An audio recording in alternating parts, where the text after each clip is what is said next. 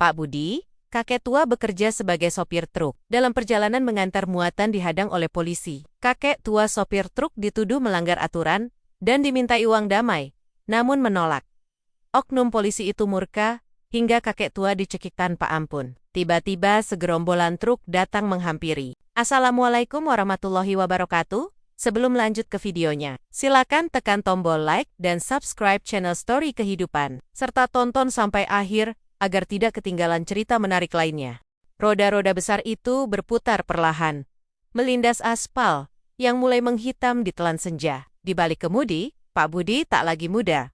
Usianya sudah menginjak 65 tahun. Uban memutih memenuhi rambutnya yang menipis dan garis-garis halus terpahat jelas di sekitar mata yang masih memancarkan keteguhan. Tapi jangan salah, otot lengannya masih kuat memegang kemudi, dan matanya setajam elang, menembus jarak yang terbentang di hadapannya. Bertahun-tahun, lebih dari 4 dekade, ia habiskan hidupnya di jalanan, menjadi kawan setia truk-truk raksasa yang membawa harapan dan barang dari satu kota ke kota lain. Profesinya adalah sopir truk, sebuah pekerjaan yang menuntut fisik prima dan mental sekuat baja. Namun Pak Budi menjalani semuanya dengan ketulusan hati. Hari ini, seperti hari-hari sebelumnya, adalah bagian dari rutinitas. Setelah menunaikan salat maghrib di musola pinggir jalan, ia melahap makan malam sederhana yang dibawakan istrinya, Bu Lastri. Aroma tempe orek dan nasi hangat masih melekat di ingatannya,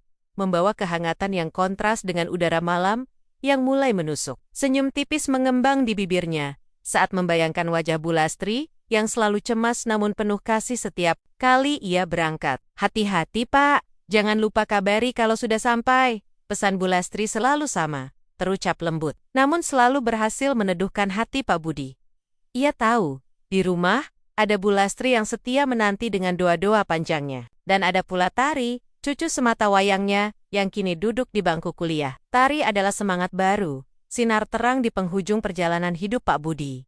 Gaji sebagai sopir truk, yang tak seberapa, selalu ia sisihkan untuk biaya kuliah Tari, demi melihat masa depan cucunya jauh lebih cerah dari masa depannya sendiri. Impiannya sederhana, melihat Tari berhasil meraih cita-cita, menjadi kebanggaan keluarga kecil mereka. "Pak De, hati-hati di jalan ya. Semoga lancar perjalanannya." Suara Tari masih terngiang, diucapkan dengan riang sebelum ia berangkat tadi sore. Pak Budi mengangguk, meyakinkan dirinya bahwa perjalanan ini akan baik-baik saja. Muatan yang ia bawa kali ini cukup penting.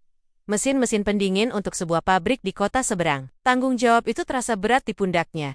Namun ia tidak pernah mengeluh. Ini adalah pekerjaan halal, dan ia bangga bisa menafkahi keluarganya. Dengan cara yang jujur, truk melaju stabil, membelah kegelapan yang semakin pekat. Lampu-lampu kota mulai meredup di kejauhan, digantikan oleh hamparan sawah dan hutan yang sunyi. Langit malam bertabur bintang, namun awan tipis mulai bergerak, seolah ingin menyembunyikan keindahan itu. Hawa dingin merayap masuk lewat celah jendela, membuat Pak Budi sedikit merapatkan jaketnya. Ia menyetel radio, mencari siaran yang bisa menemaninya. Namun hanya suara bising statis yang terdengar. Akhirnya, ia biarkan keheningan mengambil alih, ditemani deru mesin truk yang monoton. Pikirannya melayang, mengenang masa-masa awal ia menjadi sopir. Dulu, jalanan tidak sesepi ini. Banyak kawan seperjuangan, saling menyapa dengan klakson, berbagi kopi di woreng-woreng pinggir jalan. Sekarang, banyak yang sudah pensiun atau berpulang. Hanya segelintir yang masih bertahan, termasuk dirinya. Ia tak pernah berpikir untuk berhenti. Selama tubuhnya masih sanggup, dan selama keluarganya masih membutuhkan, ia akan terus melaju. Baginya, jalanan bukan hanya deretan aspal panjang, melainkan medan perjuangan, tempat ia mengukir kisah hidup, menjaga amanah, dan menafkahi orang-orang tercinta.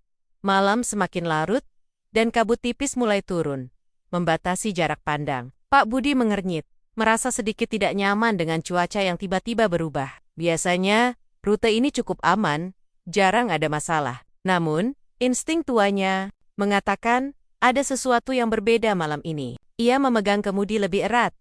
Matanya fokus menembus kegelapan, bersiap menghadapi segala kemungkinan yang mungkin tersembunyi di balik tirai malam. Sebuah perjalanan yang biasa, namun entah mengapa, kali ini terasa sedikit lebih menegangkan. Dari by Ea tidak tahu, di Dipenson Sebuah ujian besar menantinya, ujian yang akan menguji bukan hanya fisiknya, tetapi juga prinsip kejujuran yang selama ini ia junjung tinggi.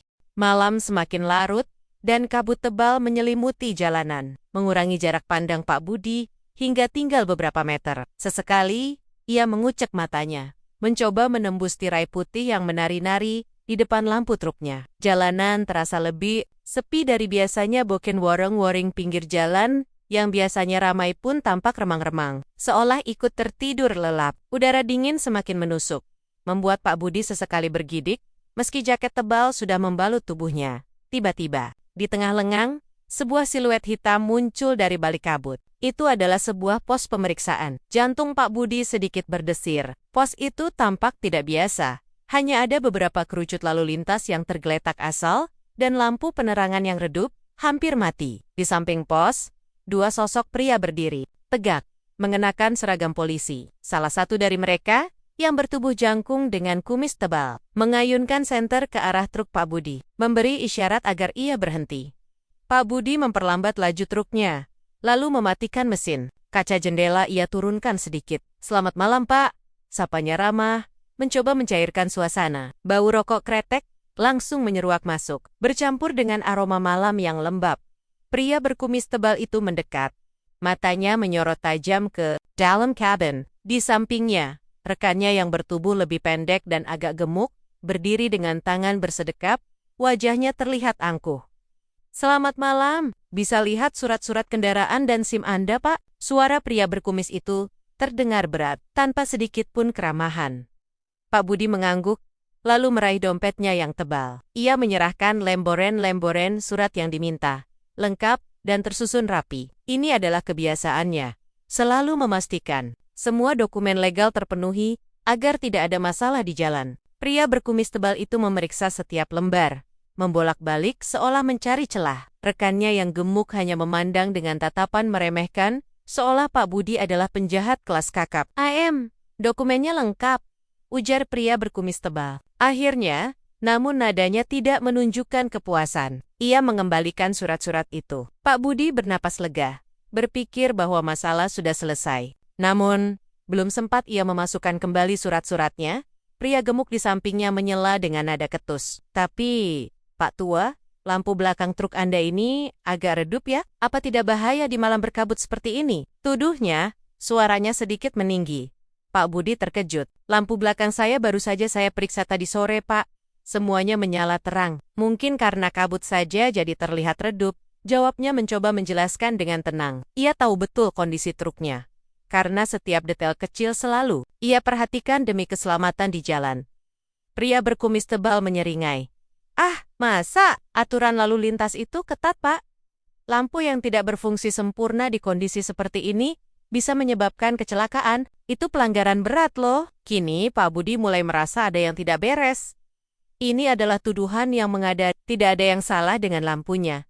Ia tahu, ini modus lama. "Tapi Pak, saya yakin lampu saya baik-baik saja." Pak Budi mencoba bersikukuh. Nada suaranya mulai menunjukkan sedikit ketegasan. "Keyakinan Bapak tidak berlaku di sini, Pak Tua," potong pria gemuk itu. Senyum sinisnya semakin jelas. "Kami punya standar pemeriksaan.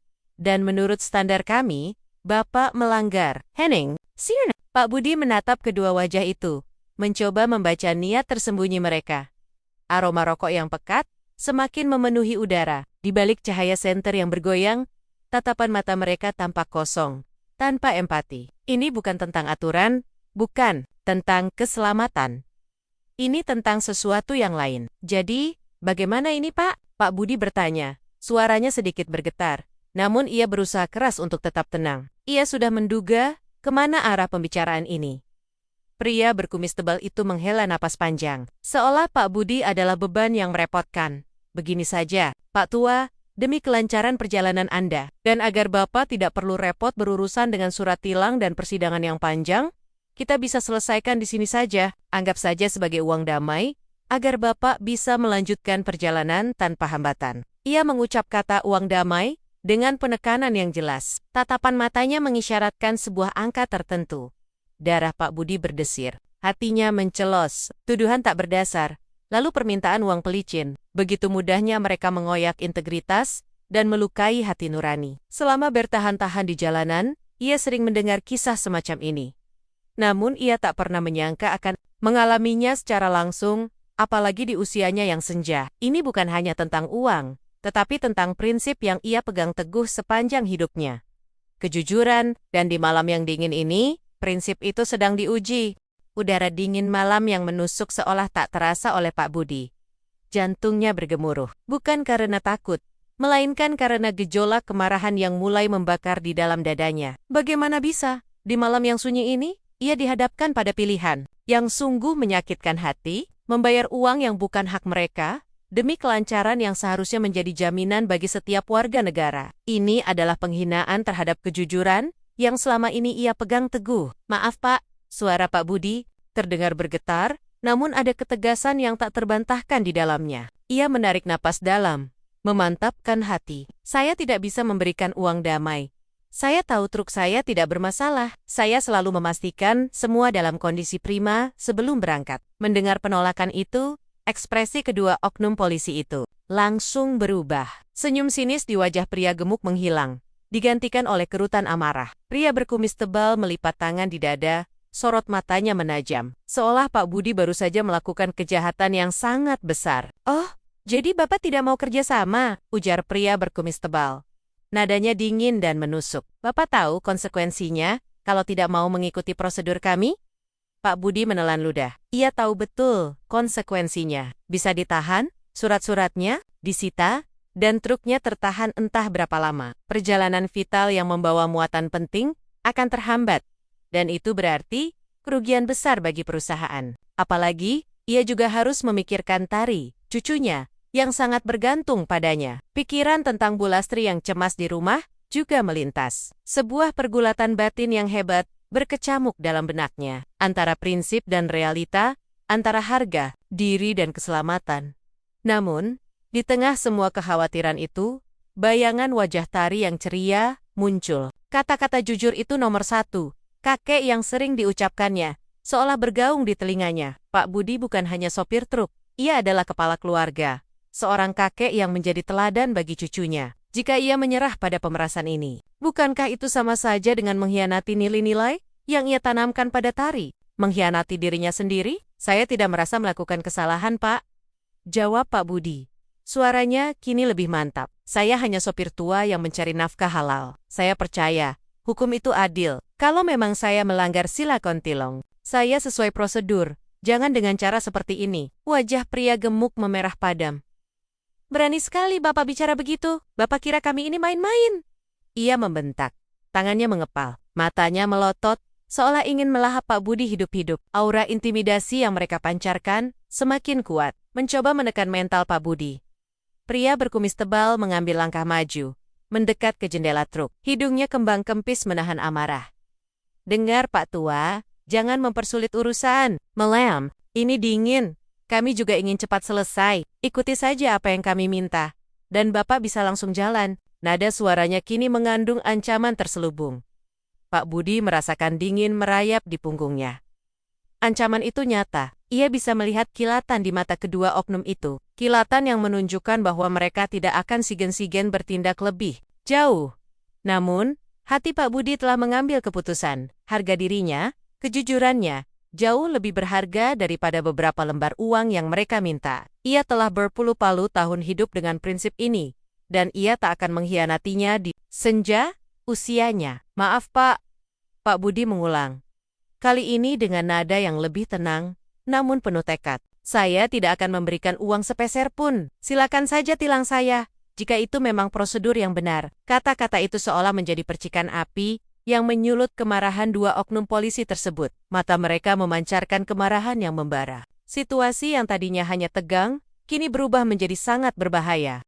Kata-kata penolakan Pak Budi, yang diucapkan dengan tenang namun tegas, bagai bensin yang disiramkan ke kobaran api amarah kedua oknum polisi itu.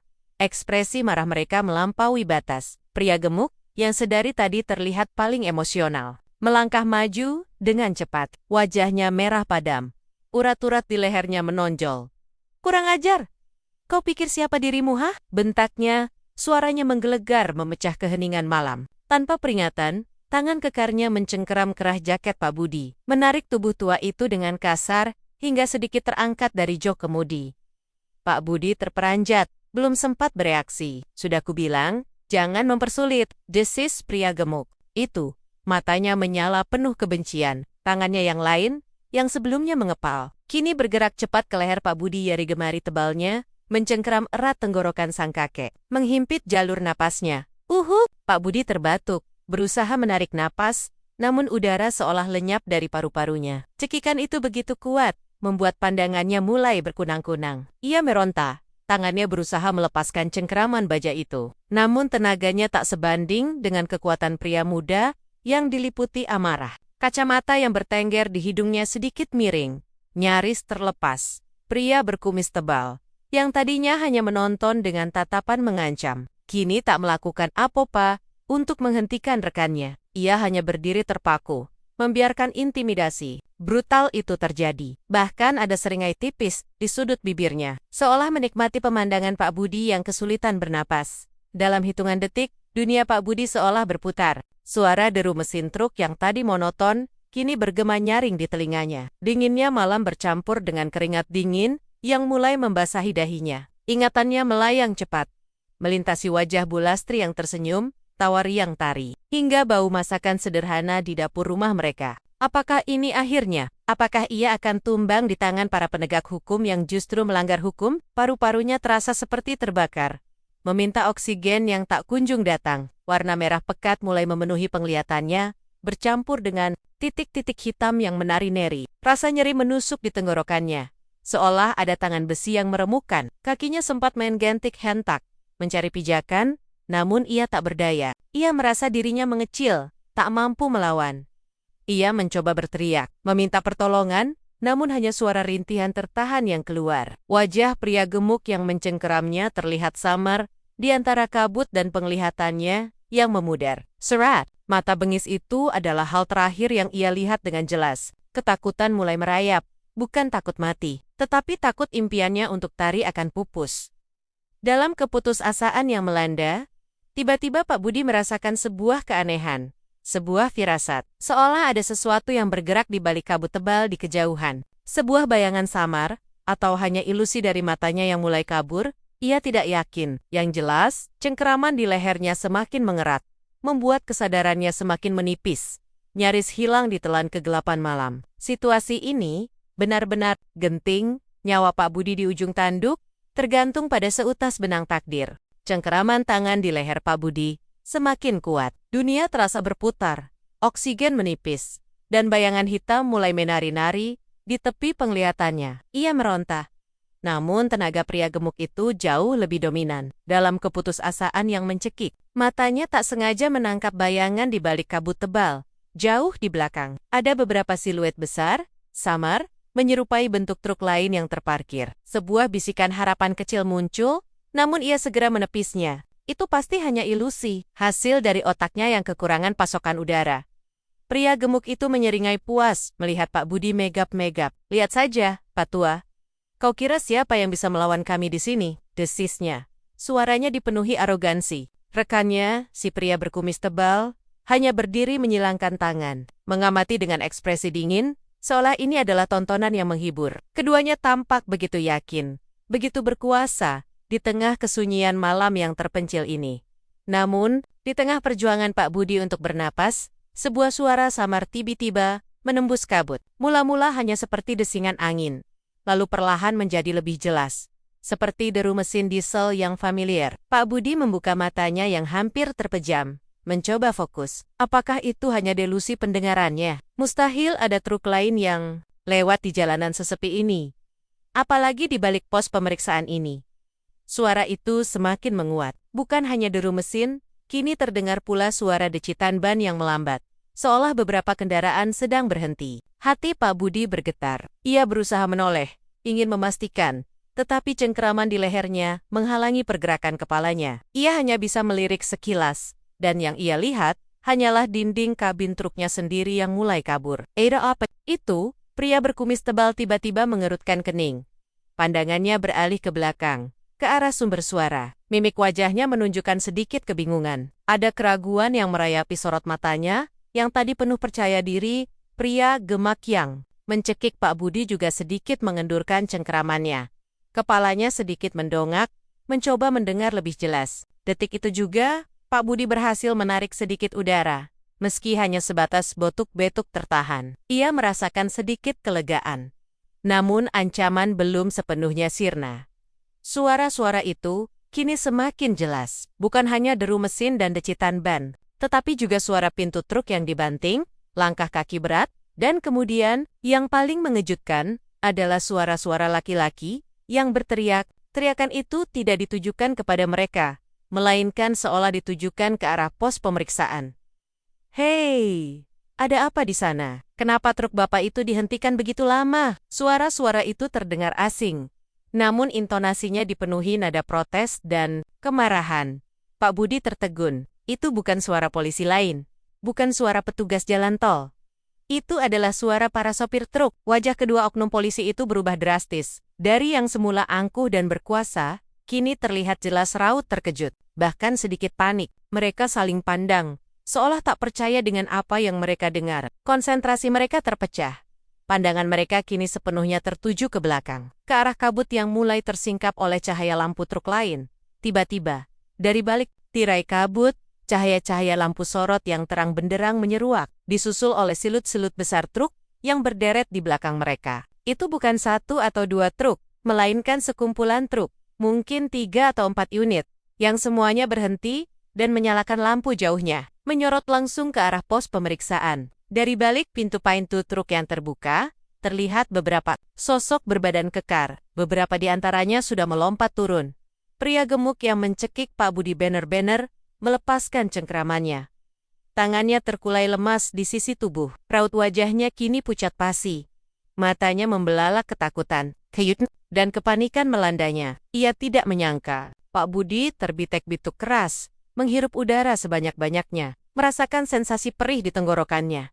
Namun juga kelegaan yang luar biasa. Ia menatap kedua oknum itu, yang kini terlihat seperti tikus di hadapan kucing.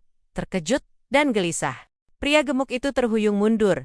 Tangannya yang tadi mencengkeram leher Pak Budi kini terkulai lemas, seolah kehilangan seluruh kekuatannya. Raut wajahnya yang semula angkuh, kini tergantikan oleh kepanikan yang kentara. Ia melirik rekannya, si pria berkumis tebal, yang juga tampak syok dan linglung. Pandangan matanya terpaku pada kohia-kohaya yang menyorot dari belakang. Di tengah kelegaan yang luar biasa, Pak Budi terbitek-bituk hebat, menghirup udara sebanyak-banyaknya. Lehernya terasa perih, namun rasa lega, karena bisa bernapas lagi jauh. Lebih dominan, ia mendongak, melihat ke arah sumber cahaya, dan pandangannya semakin jelas. Bukan ilusi, di sana, berderet rapi, adalah setidaknya 5 truk besar. Menghentikan laju mereka tepat di belakang truk Pak Budi.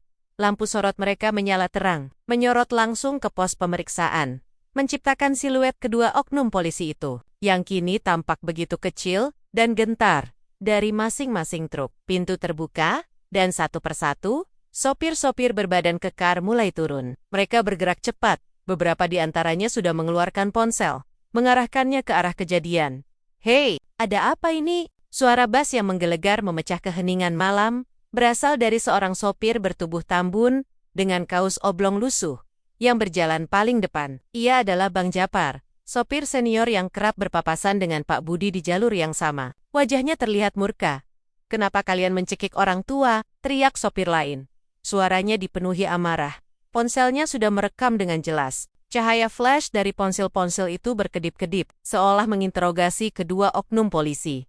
Melihat semakin banyak sopir yang mendekat dengan raut wajah mengancam, dan ponsel yang merekam, kedua oknum polisi itu benar-benar panik. Mereka sailing, berbisik dengan cepat, mencoba mencari celah untuk melarikan diri. Pria gemuk menatap Pak Budi dengan sorot mata yang tak lagi mengandung ancaman, melainkan ketakutan. "Tunggu, tunggu! Ada kesalahpahaman di sini."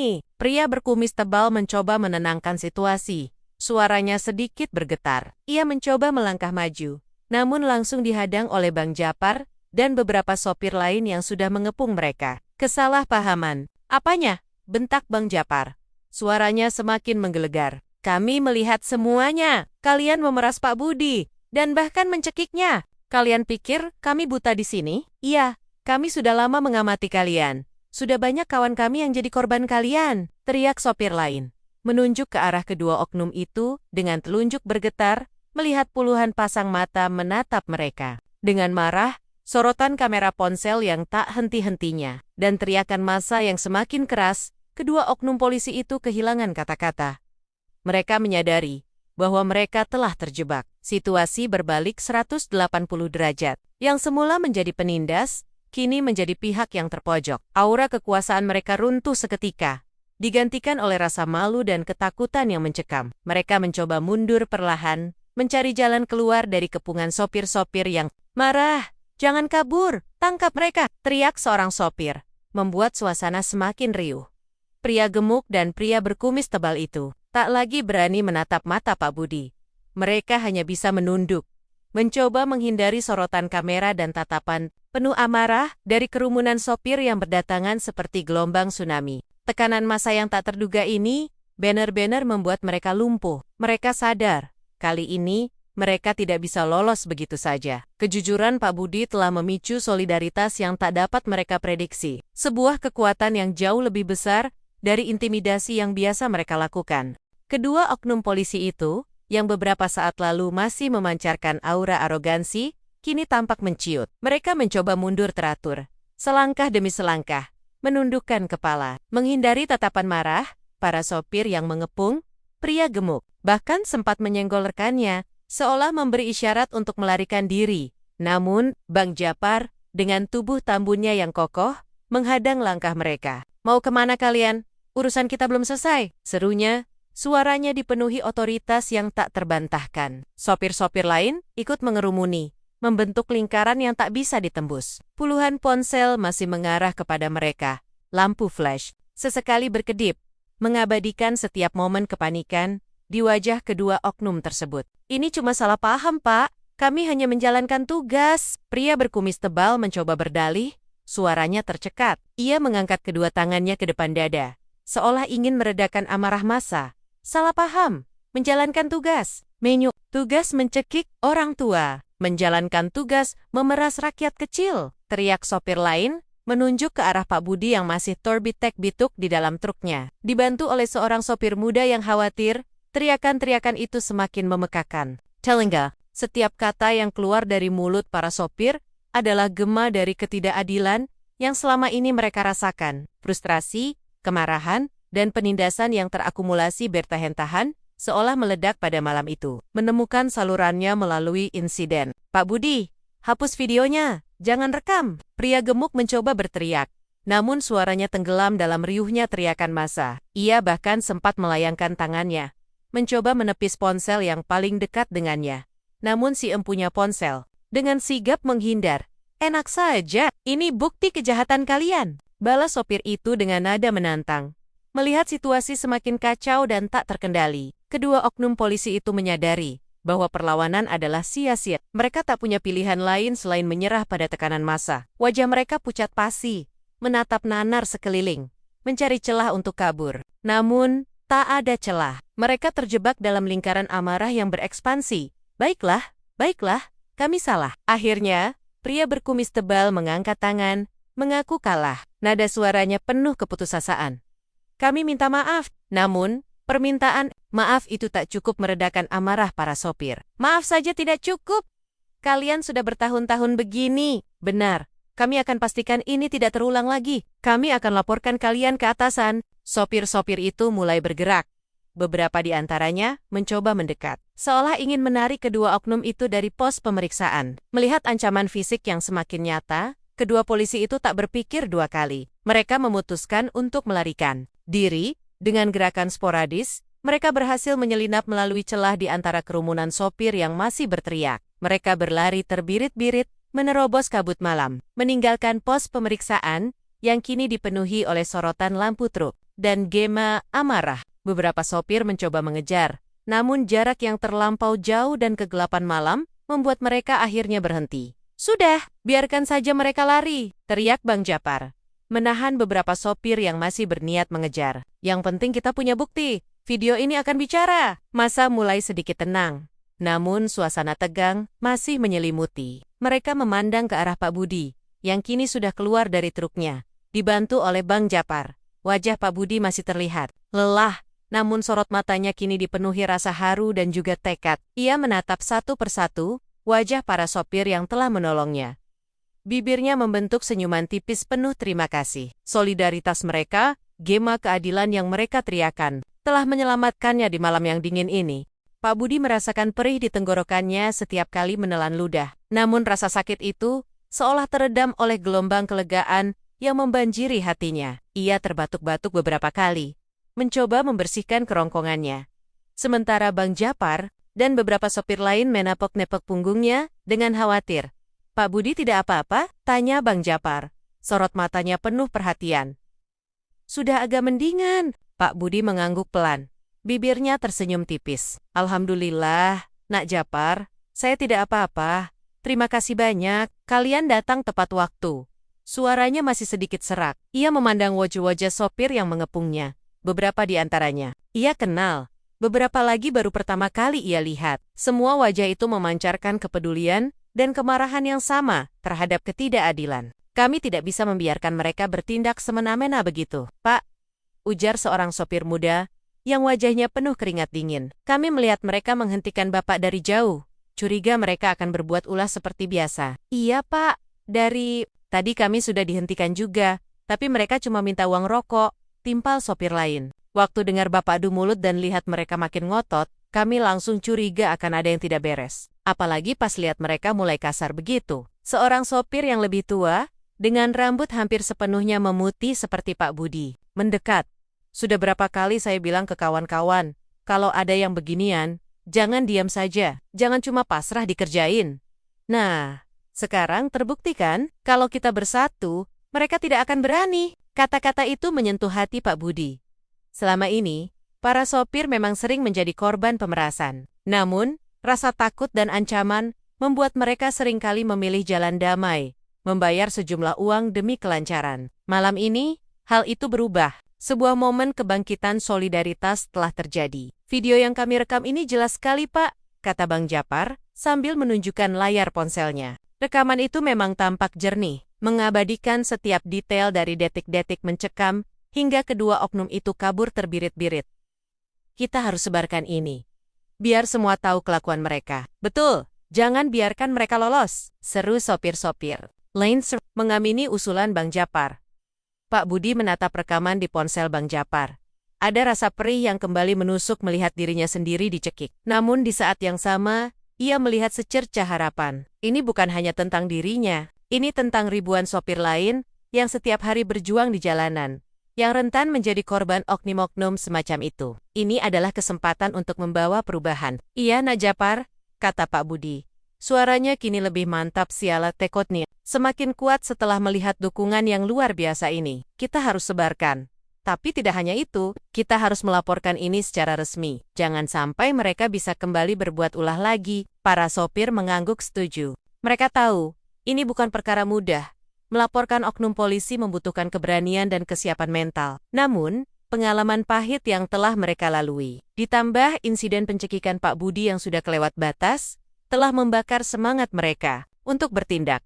Malam yang tadinya penuh ketegangan, kini perlahan berganti menjadi malam diskusi yang serius. Para sopir berkumpul, merencanakan langkah-langkah selanjutnya. Mereka bertukar nomor telepon, berjanji untuk saling mendukung. Truk-truk yang berderet di belakang Pak Budi kini menjadi saksi bisu, sebuah awal perubahan. Cahaya lampu truk yang menyinari pos pemeriksaan yang kosong itu seolah menjadi simbol bahwa kegelapan tidak akan abadi. Dan keadilan, sekecil apapun cahayanya, akan selalu menemukan jalannya. Pak Budi tahu, perjalanan ini belum berakhir, justru baru dimulai. Tapi, kini, ia tidak sendiri. Ia punya kawan-kawan seperjuangan yang siap menemaninya.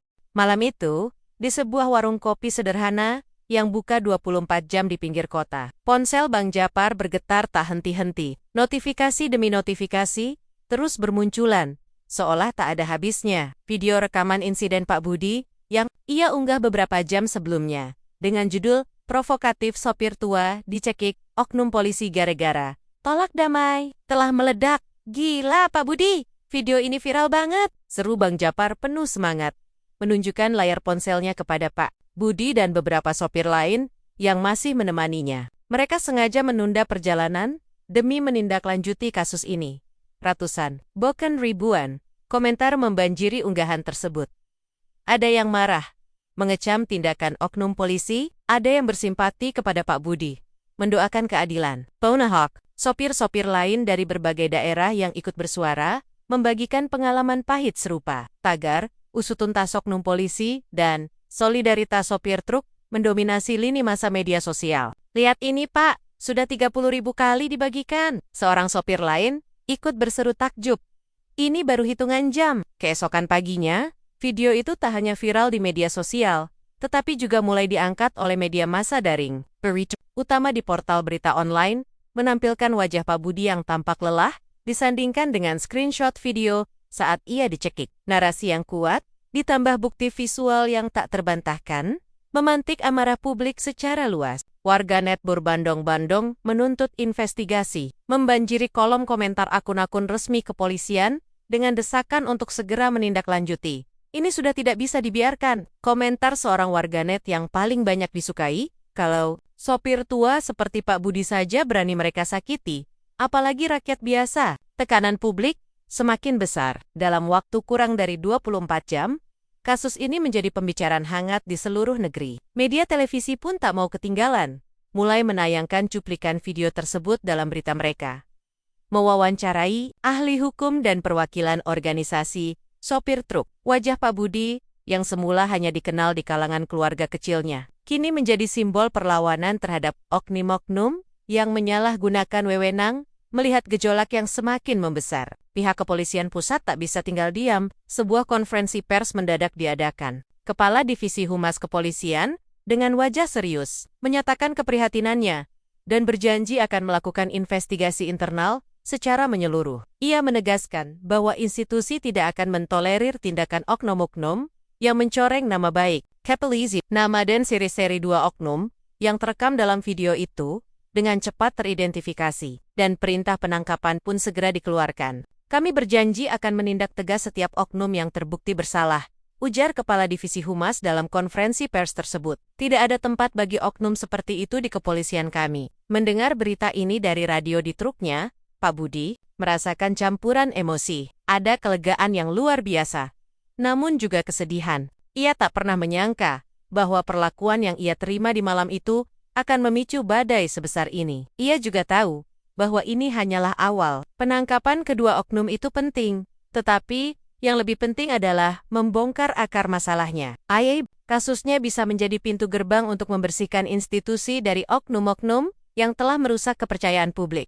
Badai di media sosial dan pemberitaan gencar yang melibatkan Pak Budi tak berhenti di sana. Desakan publik yang masif memaksa pihak berwenang untuk bertindak cepat dan transparan. Dalam hitungan hari setelah video itu viral, 2 oknum polisi yang mencekik Pak Budi, serta beberapa oknum lain yang teridentifikasi terlibat dalam jaringan pemerasan di jalur yang sama, berhasil ditangkap. Mereka digelandang ke markas besar kepolisian untuk menjalani pemeriksaan intensif.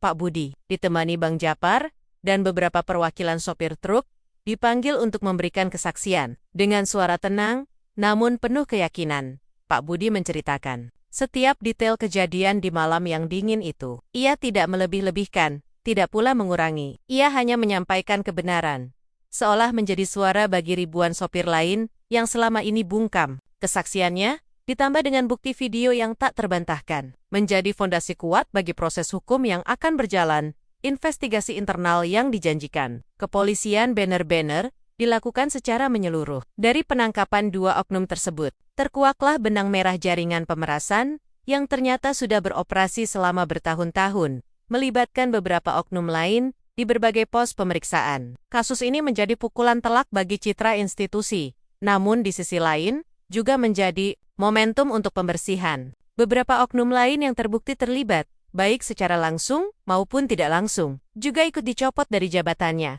dan diproses sesuai hukum yang berlaku. Berita tentang penangkapan dan proses hukum para oknum ini menjadi headline di mana-mana. Publik mengapresiasi langkah cepat kepolisian dan kepercayaan masyarakat terhadap institusi mulai pulih secara perlahan. Pak Budi, sang kakek pemberani, diundang ke berbagai acara televisi dan forum diskusi. Ia menjadi wajah perjuangan kejujuran, inspirasi bagi banyak orang untuk tidak takut menyuarakan kebenaran dan melawan ketidakadilan kehidupan. Pak Budi dan keluarganya pun berangsur membaik. Dukungan moral dan materi datang dari berbagai pihak, termasuk dari organisasi sopir truk dan masyarakat umum yang bersimpati. Tari, cucunya, sangat bangga pada sang kakek. Ia bahkan menulis sebuah esai tentang keberanian Pak Budi yang viral di kalangan mahasiswa, menjadi inspirasi bagi teman-temannya. Meski demikian, Pak Budi tetaplah Pak Budi. Ia tidak ingin menjadi pahlawan yang diagung-agungkan. Ia hanya ingin kembali ke jalanan, melanjutkan profesinya sebagai sopir truk. Setelah kasusnya selesai dan ia merasa cukup pulih, Pak Budi kembali memegang kemudi. Kali ini, ada perbedaan. Jalanan terasa lebih lapang, dan pos-pos pemeriksaan yang ia lewati terasa lebih transparan. Tidak ada lagi tatapan mengancam. Tidak ada lagi permintaan uang damai yang tak berdasar. Bekas cekikan di lehernya mungkin akan meninggalkan sedikit memar. Dan rasa perih itu sesekali masih terasa. Namun, itu bukanlah luka yang menyakitkan, melainkan sebuah pengingat. Pengingat akan malam yang dingin itu, pengingat akan keteguhan prinsip, dan yang terpenting, pengingat akan kekuatan solidaritas yang tak terduga. Pak Budi tahu, perjuangan melawan ketidakadilan tidak akan pernah berhenti. Namun, ia kini melaju dengan hati yang lebih tenang, membawa harapan bahwa kebaikan dan kejujuran pada akhirnya akan selalu menemukan jalannya.